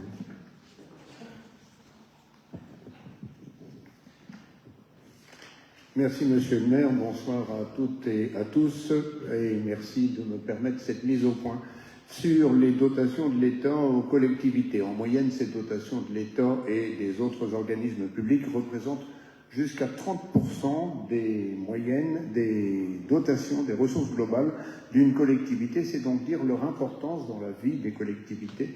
Mon propos portera sur les principales dotations, notamment la première, la dotation générale de fonctionnement, qui finance un certain nombre de services et de compétences délégués par l'État aux collectivités.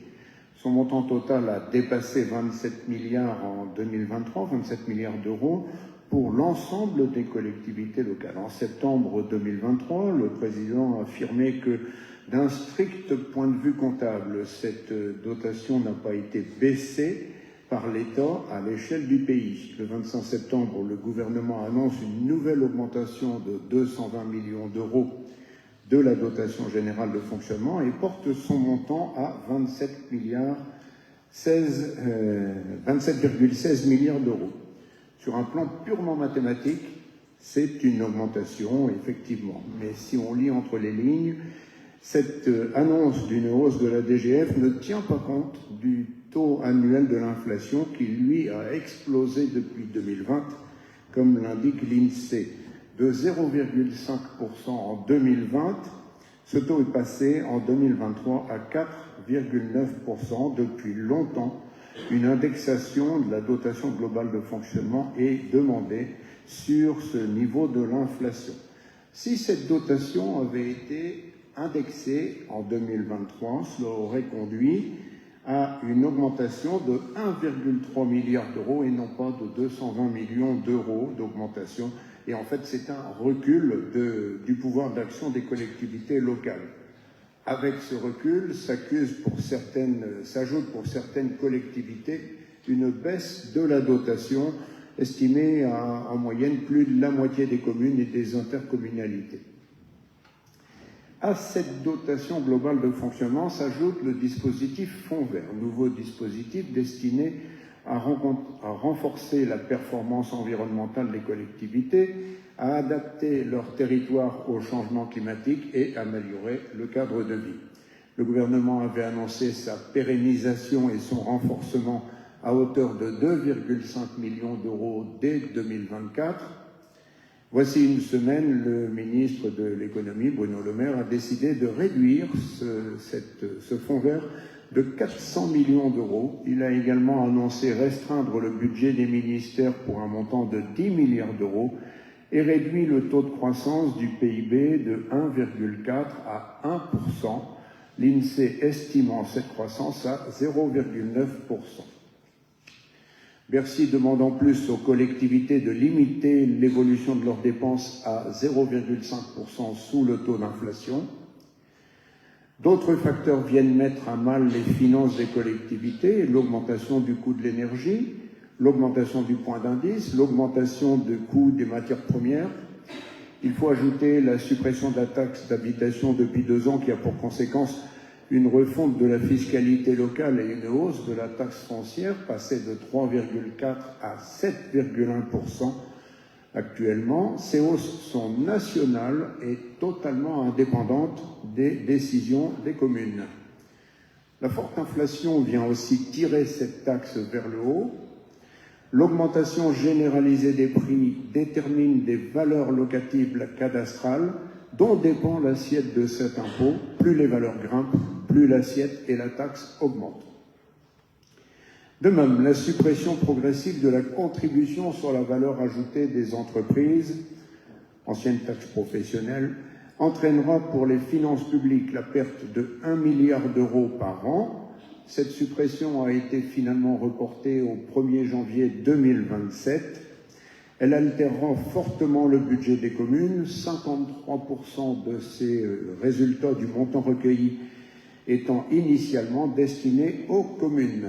L'État s'était engagé à compenser ces pertes à l'euro près en 2024 par le reversement d'une fraction de TVA, mais rien n'est précisé pour les années suivantes. Les collectivités vont donc être dans une attente anxiogène de plus d'informations.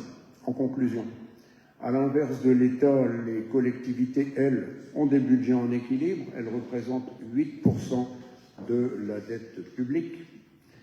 En 2024, alors que l'État demande toujours plus aux collectivités et aux élus locaux, la dégradation des moyens d'action des collectivités va se poursuivre, avec des conséquences directes pour les Français, comme la diminution des services publics. Je vous remercie. Bien, merci beaucoup, William. Est-ce qu'il y a d'autres interventions sur ce rapport d'orientation budgétaire?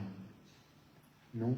Quelques remarques sur ce ROB. Alors, tout d'abord, je rejoins les propos de monsieur le député. Nous déplorons une nouvelle fois le désengagement de l'État qui ne compense pas au niveau de la dotation globale de fonctionnement l'inflation auxquelles sont confrontées les collectivités locales. Hausse de l'énergie, hausse des matières premières, point d'indice, les augmentations ne manquent pas pour les collectivités. Alors malgré ce contexte, nous continuerons la maîtrise de nos dépenses. À titre d'exemple, l'arrivée des agents du CIVOM en 2023 n'a pas entraîné de hausse des dépenses de personnel en 2023. Ce qui est important de retenir, c'est que nous arrivons à maintenir un très haut niveau d'investissement à plus de 12,5 millions d'euros en 2024, en augmentation par rapport à 2023. Et cela, je le rappelle, sans augmenter la dette, puisqu'en 2024, nous allons la baisser de plus de 500 000 euros, contrairement à l'État. Je vais vous donner 2 chiffres. Entre 2014 et 2019, il y a eu 34 millions d'euros de dépenses d'équipement, c'est-à-dire de dépenses d'investissement. Entre 2020 et 2025, en intégrant les prévisions de 2024 et de 2025 qui sont dans la présentation de ce rapport d'orientation budgétaire, nous serons à la fin de ce mandat à plus de 53 millions d'euros d'investissement de dépenses d'équipement. C'est-à-dire qu'à la fin de ce mandat, nous aurons investi 19 millions d'euros de plus qu'au mandat précédent. Et cela sans augmenter la dette, puisque nous l'avons baissée de 1,8 million d'euros depuis le début du mandat. Et donc, nous continuerons sur cette trajectoire d'investir massivement pour améliorer le cadre de vie des Bruésiens et des Labussiérois, sans augmenter les impôts, sans augmenter la dette. Et cela est rendu possible grâce à une maîtrise des dépenses et à des réformes qui ont été menées pour mettre fin à certaines gabegies. Je voudrais terminer en remerciant évidemment les services qui m'accompagnent dans cette politique au service des habitants de la commune. Je vous remercie. Nous pouvons prendre acte de ce débat sur le rapport d'orientation budgétaire. Très bien, nous prenons acte de ces débats. Je vous remercie. Délibération suivante. Sandrine Prudhomme. La délibération porte sur l'autorisation d'ouverture de crédits d'investissement avant le vote du budget primitif 2024, dans la limite du quart des crédits ouverts au budget de l'exercice précédent. Et pour rappel, le montant des dépenses d'investissement budgétisées en 2023 est de 13 752 316,67 €. La collectivité ne pouvant attendre le vote du budget primitif 2024 pour réaliser certaines de ces opérations d'investissement, il est proposé d'autoriser l'application de cet article à hauteur maximale de 3 438 079,17 €. Par délibération numéro 35 du 7 décembre 2023, le Conseil municipal a proposé de définir une liste de dépenses d'investissement à hauteur de 730 000 €. Il est proposé au Conseil municipal de compléter cette liste avec l'inscription de crédits sur la hauteur de 33 000 €. L'ensemble des investissements concernés seront repris lors du vote du budget primitif 2024. Je vous remercie. Merci. Pas d'opposition, pas d'abstention. C'est adopté, je vous remercie. Ensuite, Sandrine Prudhomme.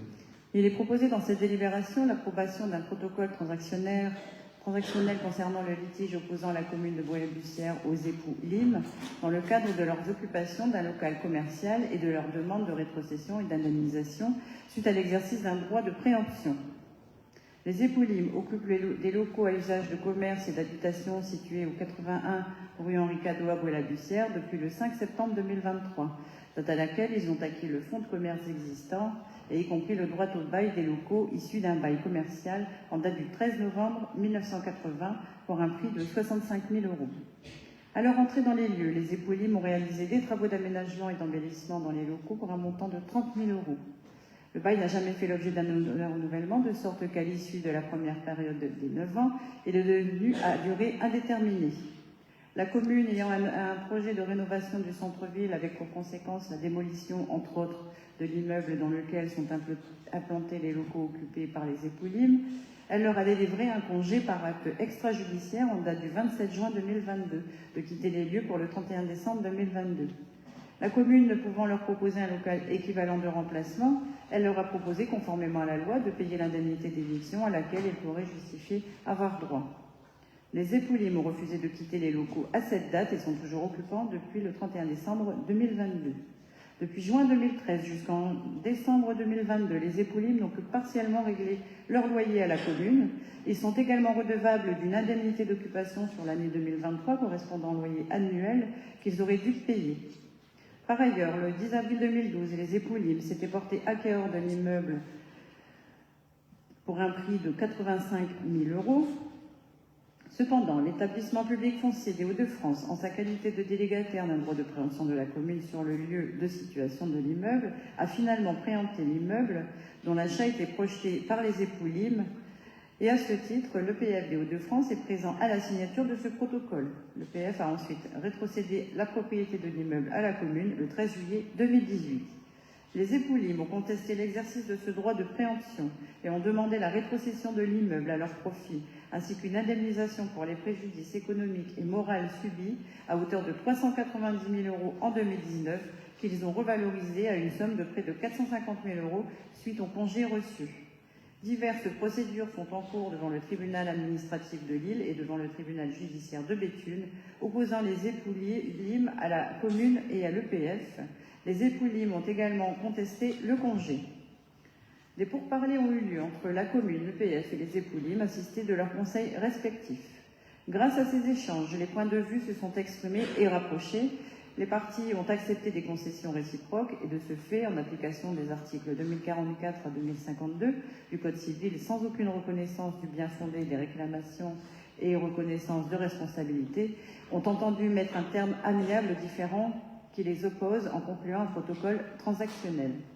Il a été ainsi convenu le versement par la commune aux époux Lim d'une indemnité transactionnelle forfaitaire globale et définitive pour un montant de 94 375 €. La mise à disposition d'un local de stockage à titre gratuit par la commune jusqu'au 30 novembre 2024, la renonciation de la commune à percevoir le solde des loyers restant dû jusqu'au 31 décembre 2022 et la renonciation de la commune à réclamer une indemnité d'occupation au titre de l'occupation entre 2023 et 2024 au prorata de leur occupation. En contrepartie, les époux Lim se sont engagés à arrêter l'exploitation du restaurant au 31 décembre 2023 et à quitter les locaux au 30 avril 2024, ce qui va permettre à la commune de projeter les démolitions des immeubles de l'îlot de Doyenne, à payer toutes leurs dettes fiscales et sociales sans que la commune ne soit inquiétée et à renoncer à toutes leurs demandes dans les procédures en cours devant les tribunaux judiciaires de Béthune et administratifs de Lille et à renoncer à toute réclamation relative au congé délivré qu'ils reconnaissent valide et opposable. Le protocole transactionnel détermine les démarches et les contreparties exigées de chaque signataire. Il est donc proposé au conseil municipal d'approuver les termes de l'accord et d'autoriser Monsieur le maire à signer le protocole transactionnel le formalisant qui vous est transmis en annexe 5. Les engagements pris au terme de ce protocole transactionnel seront exécutés par les parties de part et d'autre une fois la présente délibération devenue exécutoire après le délai de recours de 2 mois. Je vous remercie. Bien, merci beaucoup. C'est un contentieux très ancien entre la ville et les époux Lim, et donc nous sommes satisfaits d'arriver avec ce protocole transactionnel concernant ce litige. Je peux mettre au vote. Pas d'opposition sur cette délibération, pas d'abstention. C'est adopté. Je vous remercie. Délibération suivante. Lisiane Berroyer. Merci, Monsieur le maire. Bonsoir à tous et à toutes. Harmonie municipale de la Bissière, versement d'une subvention exceptionnelle avant le vote du budget primitif 2024. L'association Harmonie municipale de la Bissière a sollicité la commune pour le versement d'une subvention exceptionnelle de 3 000 € dans le cadre de l'achat et l'entretien d'instruments ainsi que de la fourniture de partitions. Dans le cas où le budget d'une collectivité territoriale n'a pas été adopté avant le 1er janvier de l'exercice auquel s'applique l'article L. 1612-1 du Code général des collectivités territoriales, prévoit la possibilité, sur autorisation de l'organe délibérant, d'engager, de liquider et de mandater les dépenses de fonctionnement dans la limite de celles inscrites au budget de l'année précédente. Pour rappel, le montant des dépenses de fonctionnement budgétisées en 2023 au chapitre 65 est de 3 999 390,51 €. La collectivité, ne pouvant attendre le vote du budget primitif 2024 pour verser cette subvention exceptionnelle à l'harmonie municipale de la Bissière, il est proposé d'autoriser l'ouverture des crédits au chapitre 65 dans la limite des crédits ouverts en 2023. Il est précisé que le montant de cette subvention exceptionnelle versée sera remis lors du vote du budget primitif 2024 dans la délibération fixant le montant des subventions allouées. Merci. Très bien, merci beaucoup. Pas d'opposition, pas d'abstention, c'est adopté, je vous remercie. Délibération suivante, USOB cyclisme. Merci Monsieur le maire. Bonsoir à toutes et à tous. Alors il s'agit d'une demande de subvention exceptionnelle de 12 000 € de la part de l'USOBL Cyclisme dans le cadre de l'organisation des championnats de France Master du cyclisme. Il est précisé que le montant de cette subvention exceptionnelle versée sera repris lors du vote du budget primitif 2024 et dans la délibération fixant le montant des subventions allouées. Merci. Je poursuis avec... Très bien, merci beaucoup. Pas d'opposition, pas d'abstention, c'est adopté, je vous remercie. USOBL Basket. Alors, il s'agit d'une demande de subvention exceptionnelle de 20 000 € de la part de l'USOBL Basket dans le cadre de l'organisation des différents événements sur la fin de la saison sportive 2023-2024. Il est précisé que le montant de cette avance de subvention versée sera repris lors du vote du budget primitif 2024 dans la délibération fixant le montant des subventions allouées. C'est une avance de subvention, Oui. pour préciser. Pas une subvention exceptionnelle. Oui. Est-ce qu'il y a des oppositions, des abstentions? C'est adopté, je vous remercie. Ensuite, signature d'une convention avec la CAF. Alors, il s'agit d'une signature de convention avec la CAF du Pas-de-Calais pour l'aide aux vacances et au temps libre. La CAF du Pas-de-Calais les CAF, poursuivent une politique d'action sociale familiale articulée autour de 2 finalités: améliorer la vie quotidienne des familles par une offre adaptée de services et d'équipements, mieux accompagner les familles, en particulier lorsqu'elles sont confrontées à des difficultés. L'offre de services doit bénéficier à l'ensemble des familles et accorder une attention particulière aux familles à revenus modestes, notamment au travers d'une politique tarifaire adaptée. Dans ce cadre, la CAF du Pas-de-Calais apporte une aide financière pour les familles allocataires bénéficiaires de l'action sociale dont les enfants fréquentent un lieu d'accueil collectif de mineurs sans hébergement pendant les vacances scolaires. 4 jours minimum pour un fonctionnement à la journée, 4 demi-journées pour un fonctionnement à la demi-journée.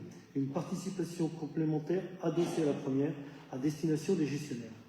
Ces 2 financements sont fixés annuellement par le conseil d'administration de la CAF du Pas-de-Calais. La présente convention définie encadre les modalités d'intervention des 2 parties et le versement de l'aide au temps libre pour les accueils collectifs de mineurs sans hébergement mis en place par le gestionnaire durant les vacances scolaires.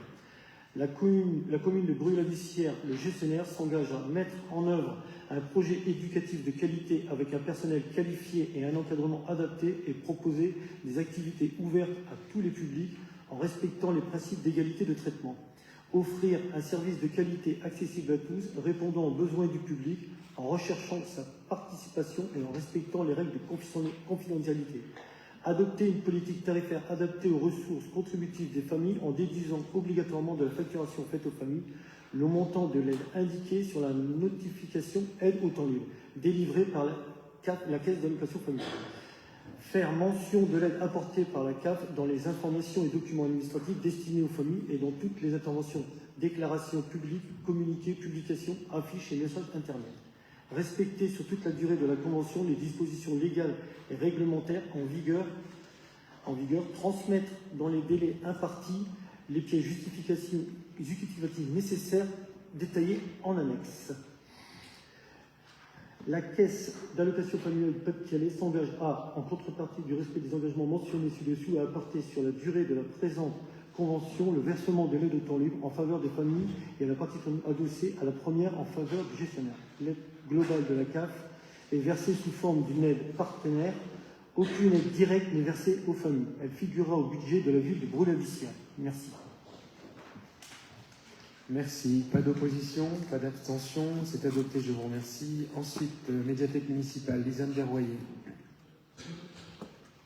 Médiathèque municipale Marcel Wacheux, instauration de la gratuité. La loi 2021-1717 du 21 décembre 2021 relative aux bibliothèques et au développement de la lecture publique, dans son article 3, érige en principe la gratuité concernant l'accès à la médiathèque et à la consultation des collections sur place. Le code de déontologie des bibliothécaires rappelle que l'accès à l'information et à la culture étant un droit fondamental. Le bibliothécaire s'engage en revanche à préconiser la gratuité de l'inscription pour un partage universel des ressources culturelles et éducatives. La bibliothèque est un symbole d'égalité, d'accès à la culture et au savoir. Instaurer la gratuité de l'inscription en bibliothèque, c'est offrir un accès simplifié et pratique à la lecture, à la culture, à l'éducation, à l'information, tout en mettant fin à des démarches contraignantes au moment de l'inscription. Au regard de ces éléments, la commune de Bruay-la-Bussière souhaite la mise en place de la gratuité des inscriptions à la médiathèque Marcel Ouachou. Merci. Très bien, merci beaucoup. Cela s'inscrit dans un projet global à l'échelle de l'agglomération et nous allons d'ailleurs toucher une subvention de l'agglomération pour la mise en place de cette gratuité. Pas d'opposition, pas d'abstention, c'est adopté, je vous remercie. Vente d'un mur d'escalade. Oui, donc il s'agit de la vente d'un mur d'escalade. La ville de Bruay-la-Bussière souhaite vendre dans l'État un mur d'escalade ne répondant plus aux nouvelles normes en vigueur de la discipline sportive. La société Team de Ville, située à Villemonde, a fait une offre à hauteur de 5 000 € auprès de la ville de Bruay-la-Bussière. Autorisez-vous la vente de ce bien. Merci. Merci. Pas d'opposition, pas d'abstention, c'est adopté, je vous remercie. Délibération suivante, Sandrine. Il s'agit d'autoriser le remboursement des frais engagés à la suite d'un sinistre rue d'Isberg au profit de M. Speck qui a endommagé son véhicule en raison d'un nid de poule. Et donc, il est donc demandé au conseil municipal d'autoriser M. le maire à procéder au remboursement de la facture de 644,55 €. Je vous remercie. Merci. Pas d'opposition, pas d'abstention, c'est adopté, je vous remercie. Ensuite, délibération sur la mise à disposition à titre gracieux du local Le Cube au profit du CCAS. Émilie Bobard. Oui, messieurs, dames, bonsoir. L'accueil individuel au domicile des assistants maternels constitue le premier mode d'accueil en France en nombre de places. Depuis leur création, les relais petite enfance, structures dédiées à l'accompagnement des assistants maternels, sont devenus sur les territoires un service de référence tant pour les parents que pour les professionnels. Ils offrent aux assistants maternels et, le cas échéant, aux gardes d'enfants à domicile, un cadre visant à mettre en œuvre les principes applicables à l'accueil du jeune enfant prévu par la Charte nationale. À ce jour, 57 assistants maternels sont agréés à Bruay-la-Bussière. Projet phare, eu égard au nombre important d'assistants maternels à Bruay-la-Bussière, un relais petite enfance géré par le CCAS verra le jour. Facilitateur en termes de démarches employeurs pour les familles, le RPE œuvrera en faveur de l'équilibre entre l'offre et la demande d'accueil sur le territoire. Il offrira au public des temps forts dédiés à l'information liée au statut, l'analyse de pratique, la formation continue, le prêt de matériel, les ateliers d'éveil, etc. La ville de Bruay souhaite mettre à disposition à titre gratuit du CCAS de Bruay-la-Bussière les locaux du Cube situés rue Caudron, complexe Les Tombelles. Les conditions de mise à disposition seront précisées dans la convention annexe 8. Il est demandé au conseil municipal d'autoriser la mise à disposition à titre gratuit du local ainsi que la signature de cette convention. Je vous remercie. Très bien, merci beaucoup. Donc c'est un projet qui verra le jour au premier semestre 2024. Pas d'opposition, pas d'abstention, c'est adopté, je vous remercie. Ensuite, mise à disposition d'équipements sportifs. Fabrice Mazel. Oui, donc il s'agit de la mise à disposition gratuite d'équipements sportifs et de signature de conventions de mise à disposition. Dans le cadre des actions menées par diverses associations, la ville de Bruay-la-Bussière est amenée à mettre à disposition de plusieurs associations une structure des salles de sport à titre gratuit pour la réalisation de leurs manifestations ponctuelles. Ces mises à disposition de salles seraient réparties comme suit. Donc il y a Bruay Prestige pour le salon du mariage à le complexe de Lagrange, l'Ancre de Medellin pour le Tattoo Show à la salle Rostand, le Moderator Club pour l'Interclub à la salle Owens, l'USOBL Escrime pour une compétition à la salle Owens et le Yoga Club pour des cours à la salle Jaurès. Au regard de ces éléments, il est proposé de signer une convention de mise à disposition à titre gratuit afin de définir les modalités de mise à disposition pour chaque manifestation. Merci. Très bien, merci beaucoup. Pas d'opposition, pas d'abstention, c'est adopté. Ensuite, Lisiane Berroyer, mise à disposition de matériel à titre gracieux. La commune est sollicitée pour le prêt de matériel lui appartenant. Il convient au conseil municipal de délibérer sur les mises à disposition à titre gratuit du matériel mis à disposition en approuvant le règlement de matériel communal et d'autoriser Monsieur le maire à signer les conventions de prêt. Merci. Pas d'opposition, pas d'abstention, c'est adopté, je vous remercie. Salle municipale, occupation occasionnelle à titre gracieux. Lisiane Bervoyer. Dans le cadre de l'activité et du développement des associations drouaisiennes, il est proposé d'accorder une gratuité pour l'Assemblée générale et la première manifestation réalisée par l'association. Il est demandé au conseil municipal d'accorder la gratuité des mises à disposition et de permettre à monsieur le maire de signer les conventions. Merci. Pas d'opposition, pas d'abstention, c'est adopté. Je vous remercie. Délibération suivante. Lisiane Bervoyer. Salle municipale, occupation régulière à titre gracieux. Dans le cadre de l'activité et du développement des associations drouaisiennes, les demandes de mise à disposition d'occupation régulière à titre gracieux sont demandées par celle-ci. Il convient au conseil municipal d'accorder la gratuité des mises à disposition et permettre à monsieur le maire de signer les conventions reconduites de manière tacite. Merci. Merci. Pas d'opposition, pas d'abstention, c'est adopté. Je vous remercie. Ensuite, signature d'une convention de participation financière pour la mise à disposition d'équipements sportifs avec le conseil départemental. Fabrice Mazel.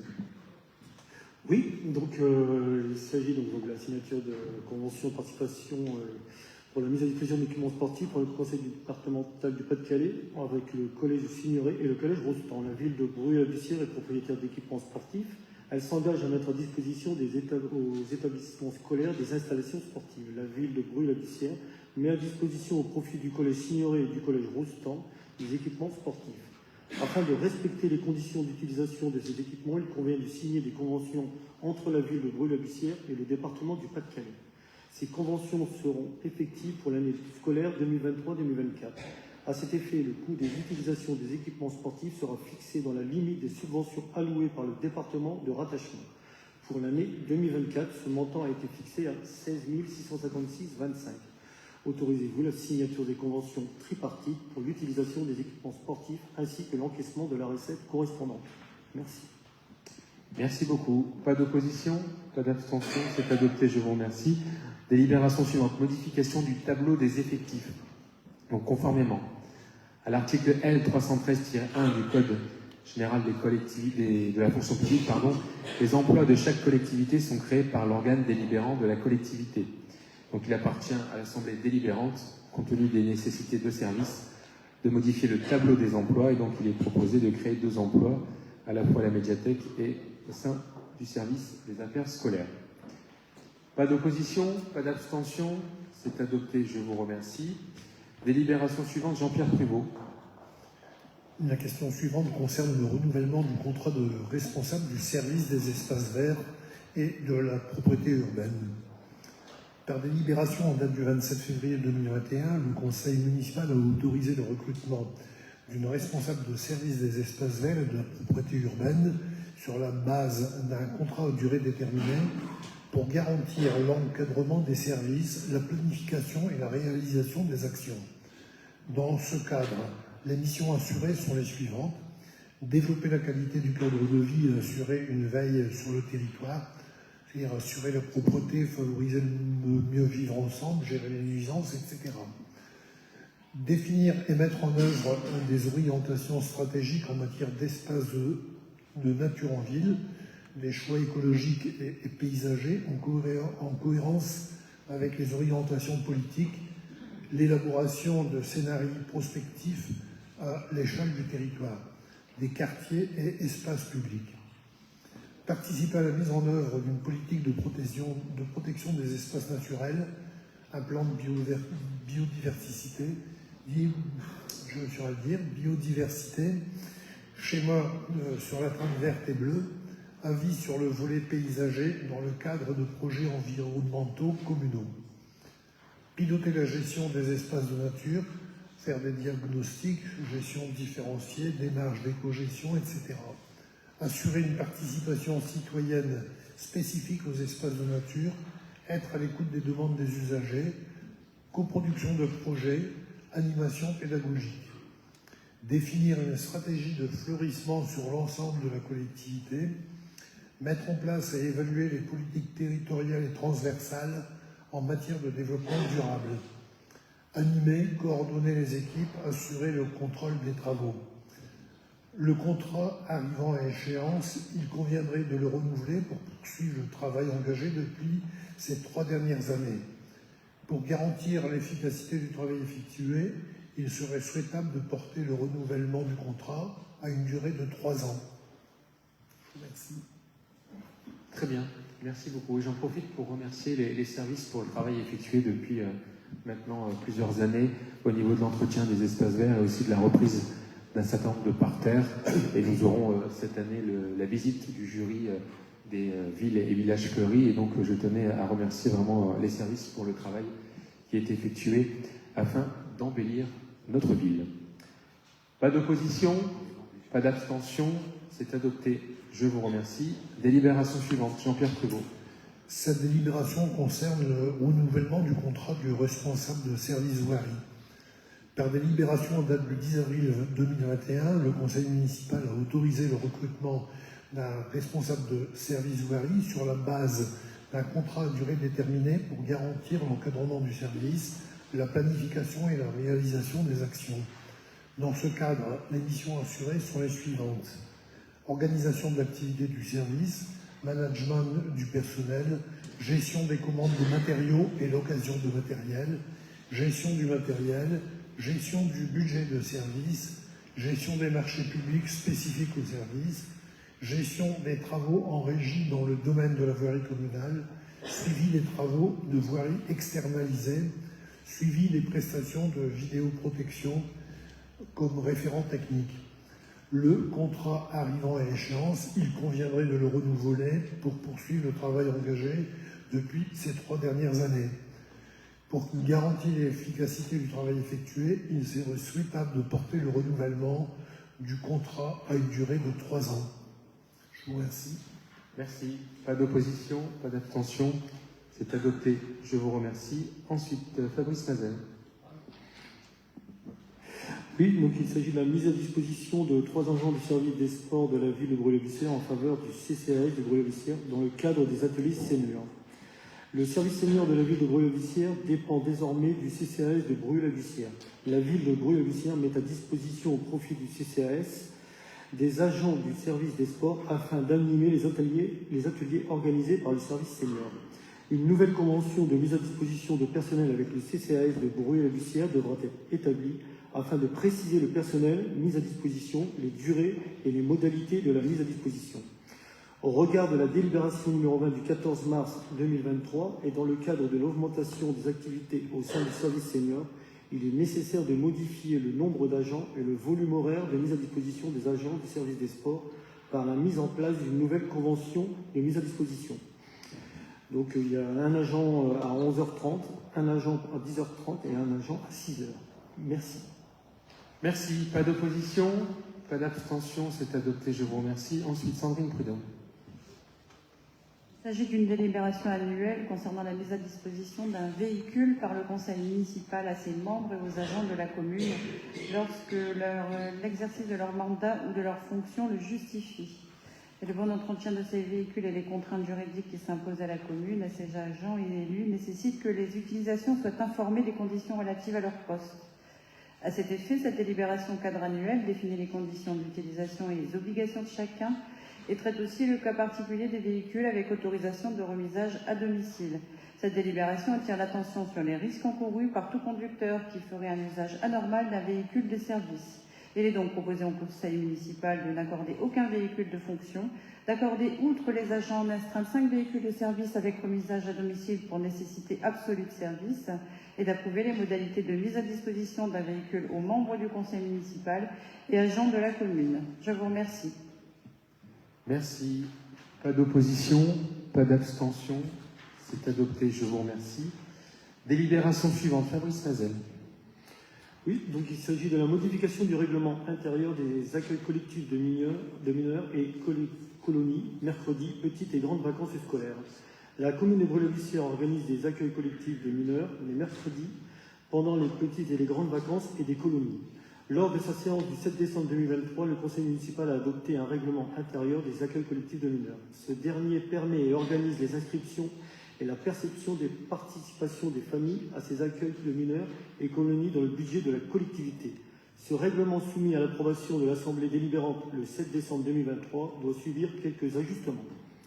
Concernant les fréquences et les horaires, l'accueil des enfants de 13 à 17 ans s'effectue de 9h à 17h pendant les vacances scolaires. Concernant les inscriptions et réservations, dans la démarche 2, une attestation d'aisance aquatique est obligatoire pour les activités nautiques. Dans la démarche 3, une copie de l'attestation d'aide au temps libre de la CAF est à fournir si la famille est bénéficiaire. De plus, des précisions sont effectuées sur les modalités et les conditions de réservation sur le kiosque famille. Concernant les annulations des réservations, la décharge devra être signée par le responsable ou le tuteur légal. Les bases des tarifs des différentes activités sont clarifiées. Les possibilités d'annulation des sorties par la collectivité sont insérées pour des motifs de faible participation des enfants. Il est demandé au conseil municipal d'autoriser les modifications du règlement des accueils collectifs de mineurs conformément au règlement intérieur voté le 7 décembre 2023 et d'autoriser monsieur le maire à signer tous les documents, conventions avec les prestataires, organismes, collectivités locaux, associations, organismes permettant l'application du présent règlement modifié, la sollicitation et la perception de subventions. Merci. Très bien, merci beaucoup. Pas d'opposition, pas d'abstention, c'est adopté, je vous remercie. Délibération suivante, Sandrine Prudhomme. Il s'agit du rapport des représentants de la commune du sein du conseil communautaire de la communauté d'agglomération Béthune du deuxième semestre 2023. Et au cours du deuxième semestre, le conseil communautaire s'est réuni à 3 reprises. Il vous est donc transmis en annexe 15. Je vous remercie. Merci. Pas d'opposition, pas d'abstention, c'est adopté, je vous remercie. Ensuite, Sandrine Prudhomme. Il s'agit également du rapport des représentants de la commune du sein du comité syndical du CIBLA pour le deuxième semestre 2023 et il a été décidé de vous le transmettre en annexe 16. Merci. Pas d'opposition, pas d'abstention, je vous remercie. Dernière délibération concernant une avance de subvention pour l'association ABUI. Je laisse la parole à Lisiane Berroyer. Versement d'une avance de subvention avant le vote du budget primitif 2024. L'association ABUI, Association bruésienne pour les échanges internationaux, sollicite de la commune le versement d'une avance de subvention de 4 200 €.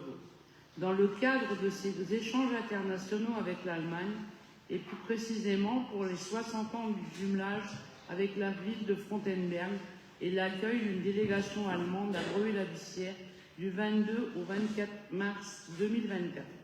Dans le cas où le budget d'une collectivité territoriale n'a pas été adopté avant le 1er janvier de l'exercice auquel s'applique l'article L. 16612-1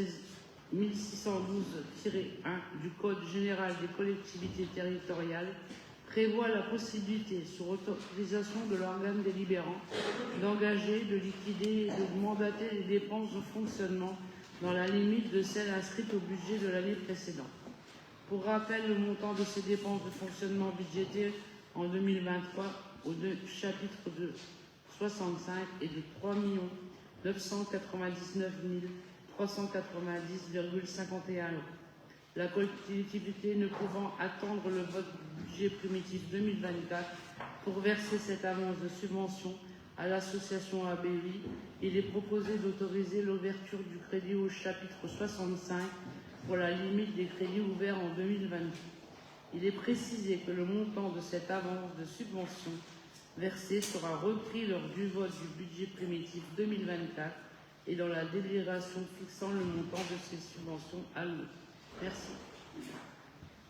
Bien, merci beaucoup.